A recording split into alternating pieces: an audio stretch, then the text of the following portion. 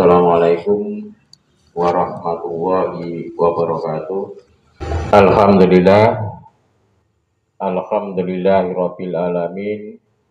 Wassalatu wassalamu ala asrofil anbiya'i wal mursalin Muhammadin wa ala alihi wa ashabihi ajmain.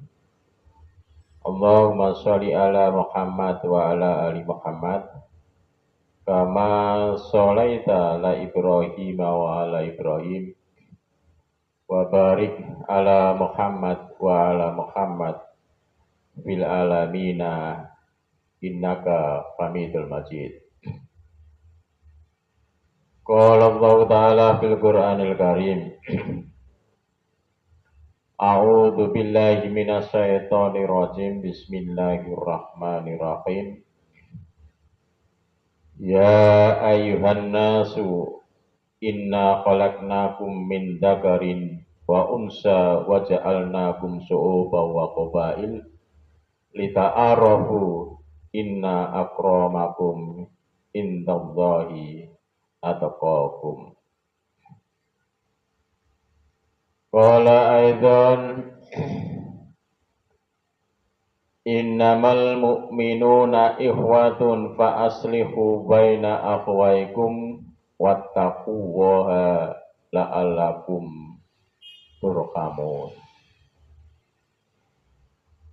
Amma ba'du fa ya ibadallah ittaqullaha haqqa tuqatih wa la tamutunna illa wa antum muslimun. Shadaqallahul azim. Hadirin bapak-bapak dan ibu-ibu yang telah dimuliakan oleh Allah. Pertama-tama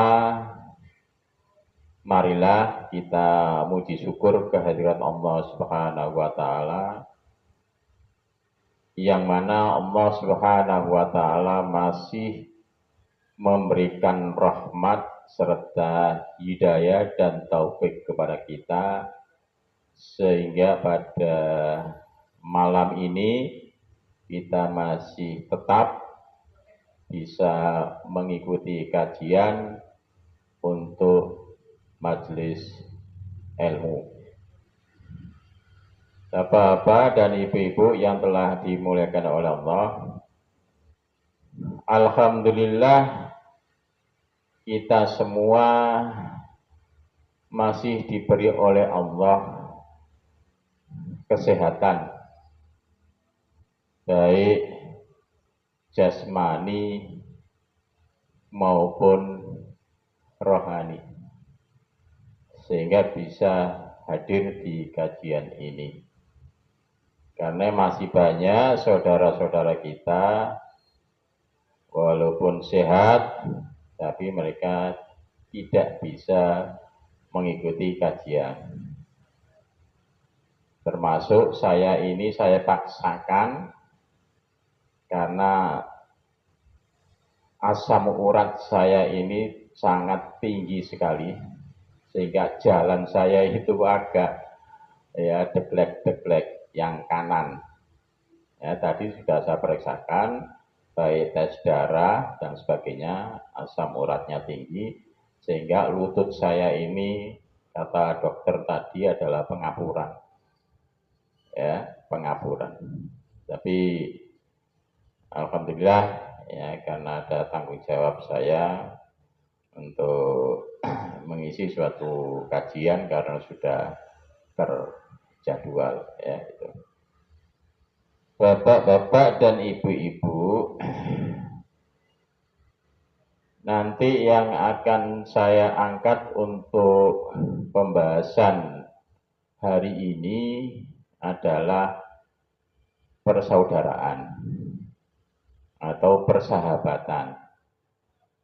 Karena persaudaraan itu adalah merupakan suatu sendi masyarakat Islam. Ini yang akan kita bahas nanti.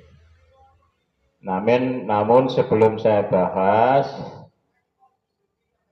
ada beberapa hal yang akan saya sampaikan untuk mengenai masalah program yang ada di Masjid Baitur Rahman.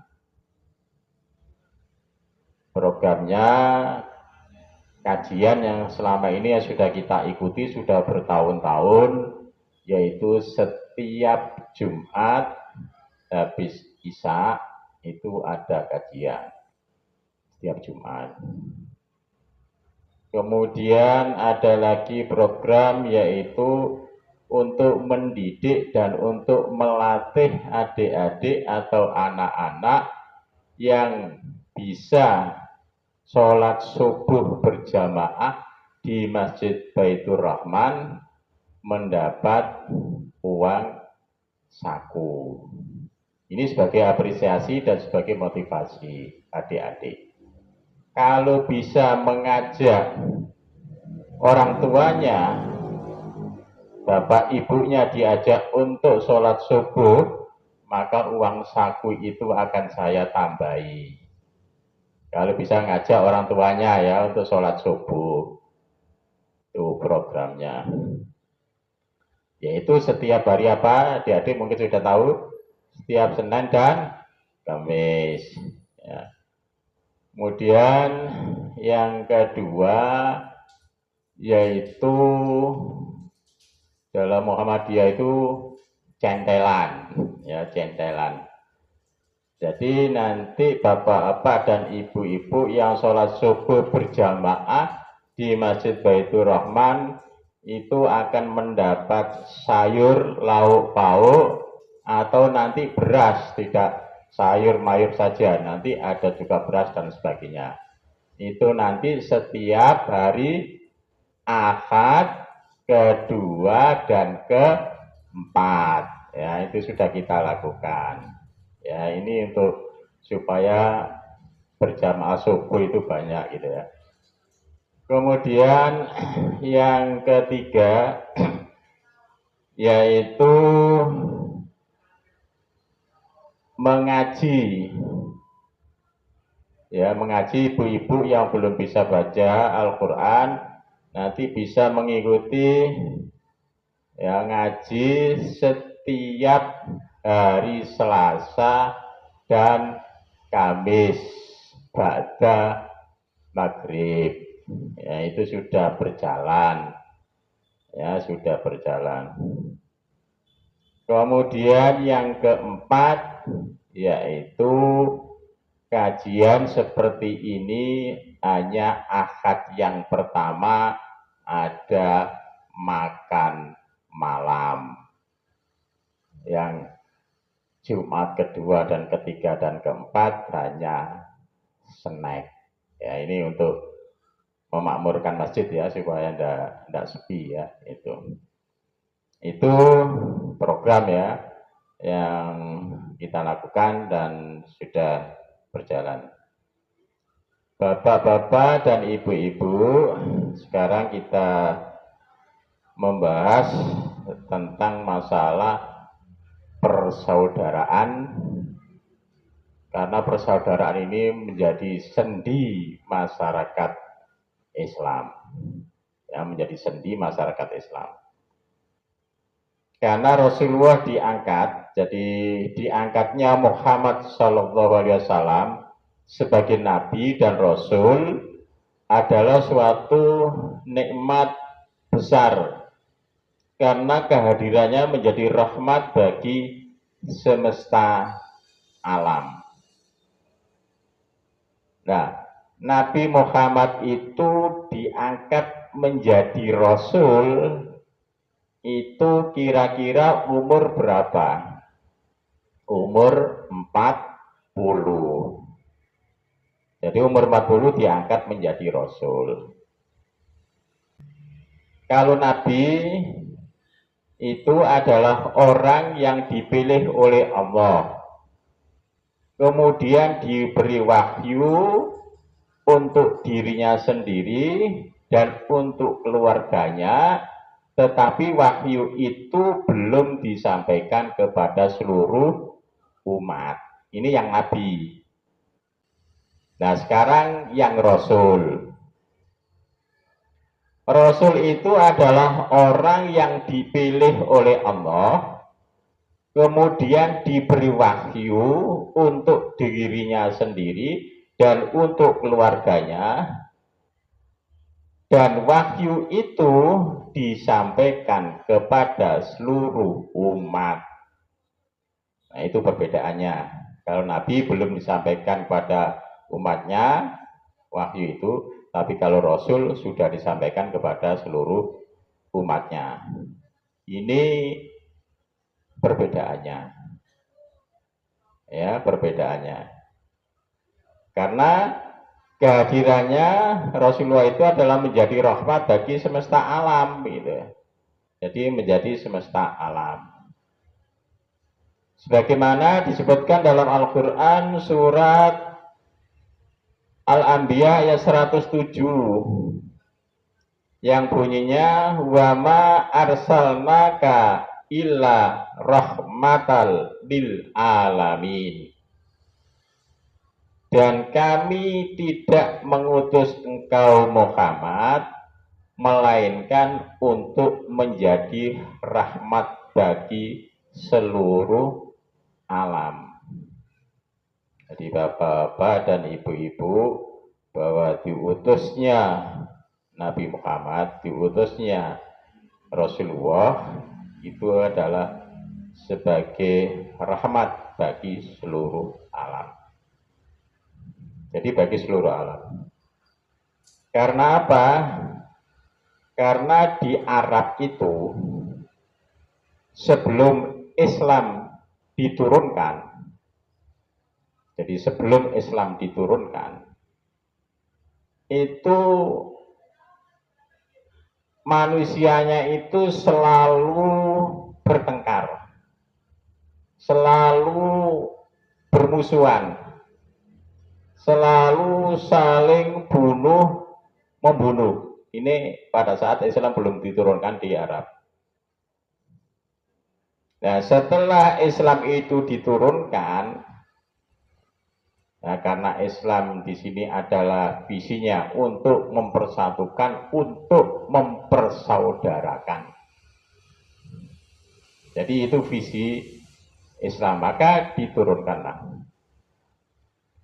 Maka diturunkan Islam itu adalah untuk mempersatukan, untuk mempersaudarakan. Pada saat itu karena terjadi saling pembunuhan, ya, saling permusuhan di Arab. Ya, di Arab saling permusuhan dan pembunuhan. Akhirnya Islam turun dan diutuslah Nabi Muhammad, maka untuk mempersatukan. Jadi untuk mempersatukan. Jadi tugas Nabi Muhammad itu adalah untuk mempersatukan, untuk mempersaudarakan. Walaupun pada saat itu di kota Yasrib itu kota Madinah, pada saat itu ada dua suku, yaitu suku Aus dan suku Khazraj. Dua suku ini saling bermusuhan, saling bunuh membunuh. Itu terjadi di kota Yasrib. Walaupun memang pada saat Rasulullah SAW itu untuk berdakwahnya itu selama 23 tahun. Selama 23 tahun. Berdakwahnya di kota Mekah itu 13 tahun. Kemudian di kota Yasrib, di kota Madinah itu 10 tahun. Maka jumlahnya 23 tahun Rasulullah itu berdakwah untuk menyampaikan risalah Islam selama 23 tahun. Walaupun kalau kita hitung Rasulullah SAW itu diangkat menjadi Rasul itu umur 40. Umur 40 tahun. Kalau umur 40 tahun ditambah 23 tahun selama berdakwah, itu jumlahnya 63. Nah, 63 Rasulullah itu wafat. Ya, Rasulullah wafat. Bapak Ibu yang telah dimuliakan oleh Allah, maka untuk mempelajari perjalanan hidup dan dakwah Nabi Muhammad SAW bersama para sahabatnya yang biasa disebut dengan Sirah Nabawi itu adalah mempelajari pribadi yang ideal dalam memahami, mengamalkan, dan mendakwakan Islam, sekaligus juga merupakan gambaran masyarakat ideal yang dibangun di atas tuntunan wahyu ilahi. Ya. Jadi pada saat itu Rasulullah mempersatukan dari kaum atau dari suku Aus dan suku Khazraj, maka dipersaudarakan oleh Rasulullah pada saat ada di kota Yasrib. Dipersaudarakan. Kelompok yang pertama yaitu kelompok Ansor. Kelompok yang kedua adalah kaum Muhajirin. Ya, kaum Muhajirin. Dan kelompok Ansor ini adalah asli dari kota Yasrib, dari kota Madinah. Ansor.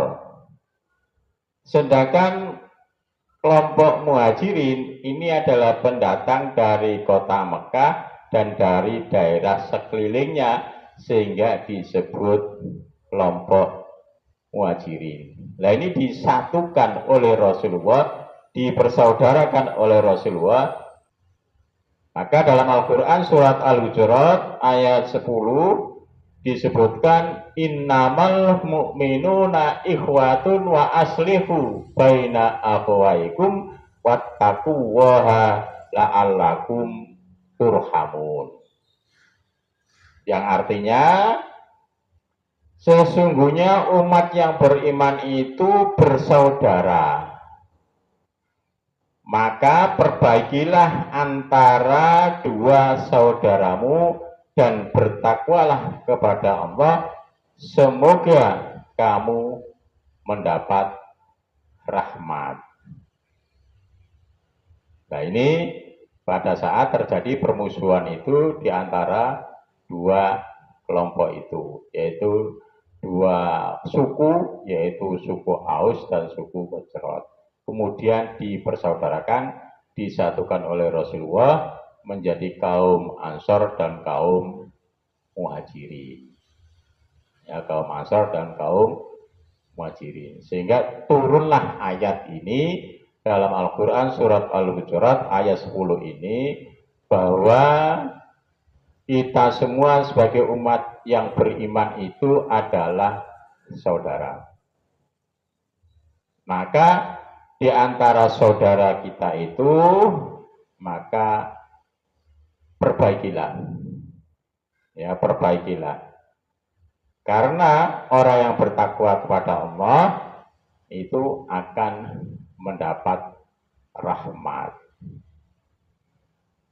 Bapak Ibu yang telah dimuliakan oleh Allah, jadi kalimat innamal mu'minun, innamal ini adalah sesungguhnya. Innama itu sesungguhnya. Ya, dan sesungguhnya ini adalah merupakan suatu mengandung pengertian, yaitu tekanan keras. Tekanan keras agar supaya kita sesama orang yang beriman, sesama umat Islam itu hendaknya kita bersaudara.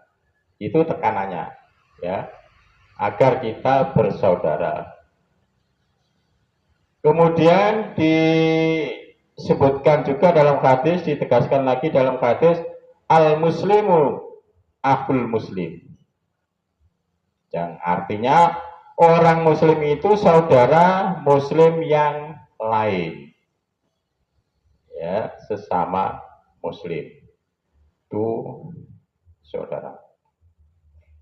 Makanya dalam hadis ini Sa'ad bin Hisam bin Amir berkata, aku pernah mendatangi Aisyah radhiyallahu anha, lalu aku bertanya, wahai Ummul Mukminin, beritahukanlah kepadaku akan akhlak Rasulullah Shallallahu Alaihi Wasallam. Jadi ini bertanya kepada istri Rasulullah yang termuda, yaitu Siti Aisyah, tentang mengenai masalah akhlak Rasulullah yang ditanyakan itu. Apa jawab istri Rasulullah? Jawabannya adalah kana khuluquhu Al-Quran.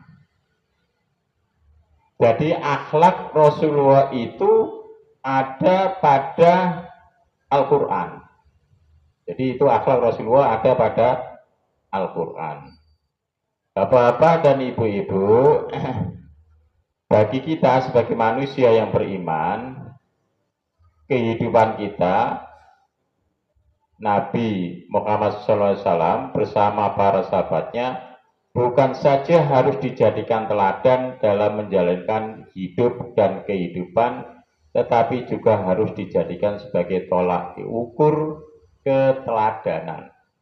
Jadi artinya kita dalam hidup ini, kita itu bisa mencontoh Rasulullah. Baik tingkah laku kita, baik perbuatan kita, karena pada saat istri Rasulullah ditanya tentang akhlaknya adalah kana khuluquhu Al-Quran. Jadi akhlak Rasulullah itu ada pada Al-Quran.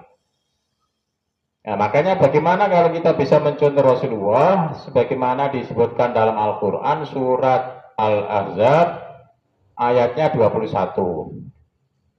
Yang bunyinya, laqad kana lakum fi Rasulillahi uswatun hasanah liman kana yarjullaha wal yaumal akhirah wa dzakarallaha katsira. Yang artinya, sesungguhnya telah ada pada diri Rasulullah itu sebagai suri teladan yang baik bagimu, yaitu bagi orang yang mengharap rahmat Allah dan kedatangan hari kiamat, dan dia banyak menyebut Allah. Jadi di sini dalam hidup kita itu bagaimana kita itu bisa mencontoh Rasulullah atau meniru Rasulullah, uswatun hasanah.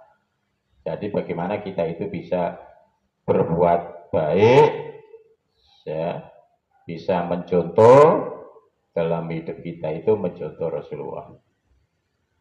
Bapak dan ibu-ibu, juga disebutkan dalam Al-Quran surat At-Taubah ayat 100. Saya baca terjemahnya aja di situ. Orang-orang yang terdahulu lagi yang pertama-tama masuk Islam dari golongan muhajirin dan ansor. Jadi kalau muhajirin itu dari Mekah, kalau ansor itu dari Madinah. Ya, karena dipersaudarakan oleh Rasulullah dua kelompok tadi, yaitu muhajirin dan ansor. Dan orang-orang yang mengikuti mereka dengan baik, Allah ridho kepada mereka dan mereka pun ridho kepada Allah, dan Allah menyediakan bagi mereka surga-surga yang mengalir sungai-sungai di dalamnya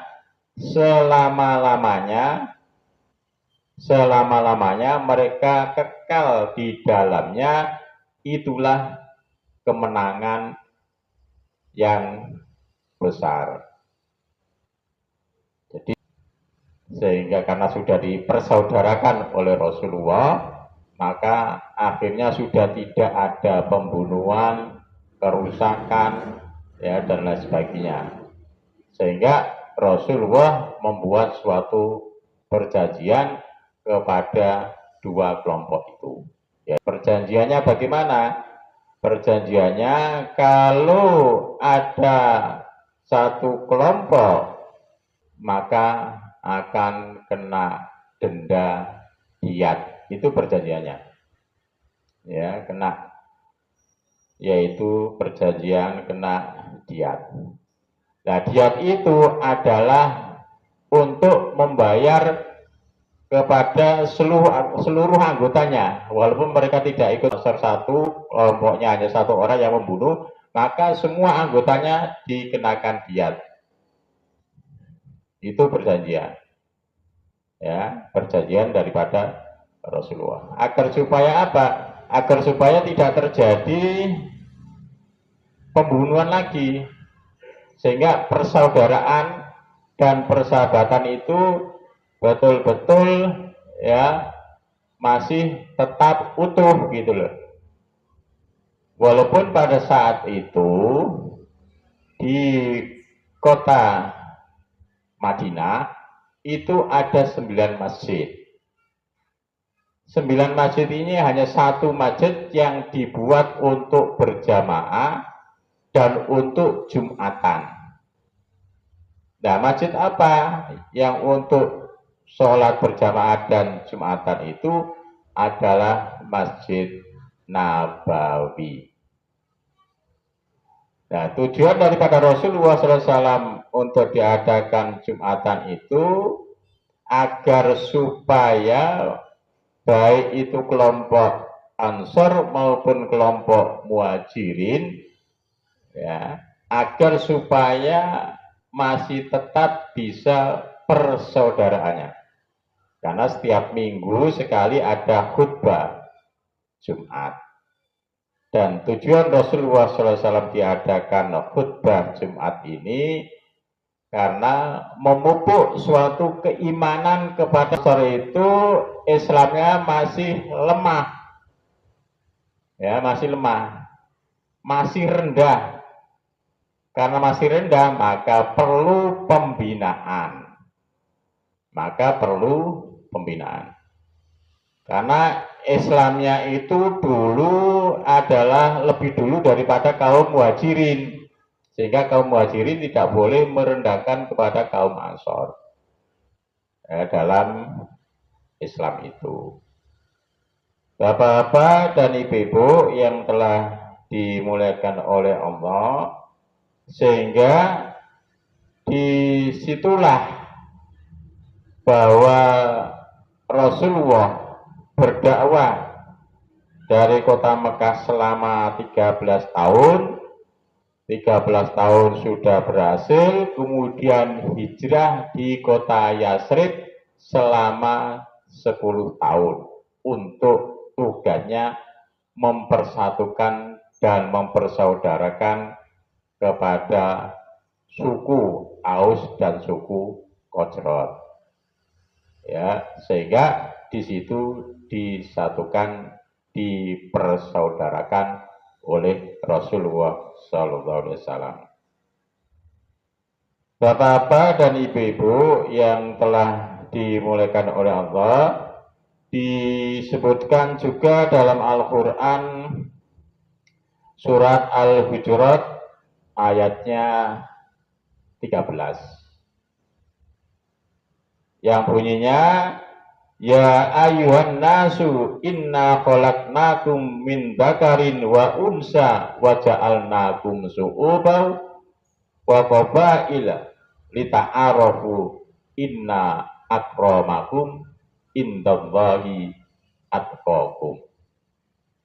Al-Quran surat Al-Hujurat ayat 13 yang artinya, wahai manusia, sesungguhnya kami telah menciptakan kamu dari seorang laki-laki dan seorang perempuan, dan kami ciptakan kamu berbangsa-bangsa dan bersuku-suku agar kamu saling kenal mengenal, dan sesungguhnya orang yang paling takwa di antara kamu di sisi Allah adalah orang yang paling takwa. Bapak Ibu yang telah dimuliakan oleh Allah, Jadi kalau kita lihat dari dua kelompok tadi, kelompok Ansor dan kelompok Muhajirin, kalau kita lihat dari ayat ini, ayat surat Al-Hujurat ayat 13 di sini adalah baik ya, baik dari seorang laki-laki maupun wanita, baik berbangsa-bangsa dan bersuku-suku, itu kita harus lita'arofu, harus kita saling kenal. Makanya termasuk jamaah masjid ini yang aktif gitu kan, ya, yang aktif, rajin, ya, termasuk ini Pak Rasmuji, ya ini kan aktif ini. Pak Mul, mana Pak Mul tadi yang dari Pacar Kembang, Pacar Keling, ya ini kan aktif. Itu mengikuti suatu kegiatan, walaupun tanpa undangan, ya termasuk Pak Mahfud, ya, yang juga rajin juga. Alhamdulillah masjid ini dibantu oleh Pak Mahfud untuk video. Ini artinya untuk publikasi ke WA yang lain, ya, ke WA yang lain. Karena apa? Karena memang masjid itu ada yang aktif, ada yang tidak aktif, ada yang kegiatannya banyak, ada yang tidak ada kegiatan sama sekali. Nah, kalau tidak ada kegiatan kan uang ini, uang dari jamaah, infaknya kan mengendap, amalnya mereka kan berhenti. Nah, sehingga kalau kita buat seperti kegiatan dan sebagainya, maka amal kita itu akan mengalir. Itu amal kita. Sehingga infak itu akan berjalan terus dan kegiatan juga berjalan terus. Sehingga kalau bisa saldo masjid itu nol itu loh. Jadi saldo masjid kita itu nol. Sebagaimana masjid di Jogja, Joko Karya. Ya, Joko Karya. Bapak-bapak dan ibu-ibu yang telah dimuliakan oleh Allah, ini pentingnya persaudaraan itu. Jadi kalau pentingnya persaudaraan itu karena menjadi suatu sendi masyarakat Islam, maka mereka itu saling menyupport, saling membantu, saling menolong. Ya, termasuk ya, kegiatan-kegiatan seperti ini ada juga yang mereka membantu dan lain sebagainya, sehingga kegiatan itu berjalan. Ya, sehingga alhamdulillah masjid kita ini ya, kalau kita secabang Mulyorejo itu nomor 1 karena sering mendapat ya, mendapat penghargaan, mendapat piagam, sehingga lemari di pojok itu sudah tidak muat. Itu namanya Masjid Baitur Rahman semua itu. Jadi bukan nama pribadi saya, tapi namanya Masjid Baitur Rahman. Ya, baik juara 2, baik juara 3 dan sebagainya itu. Ini menunjukkan bahwa masjid kita itu sedang memakmurkan dan mensejahterakan jamaahnya, mensejahterakan ya jamaahnya. Sehingga karena kadang-kadang di instansi itu mengadakan suatu lomba masjid, itu lomba kegiatan dan lain sebagainya itu, termasuk Dewan Masjid Indonesia yang diketuai oleh Wakil Presiden dulu, yaitu Yusuf Kala. Itu sering mengadakan suatu lomba masjid. Cuma masjid kita se-Jawa Timur masih kalah. ya. Jadi belum bisa mencapai se-Jawa Timur. Karena Jawa Timur itu kan luas dan masjidnya juga besar-besar itu, bagus-bagus itu.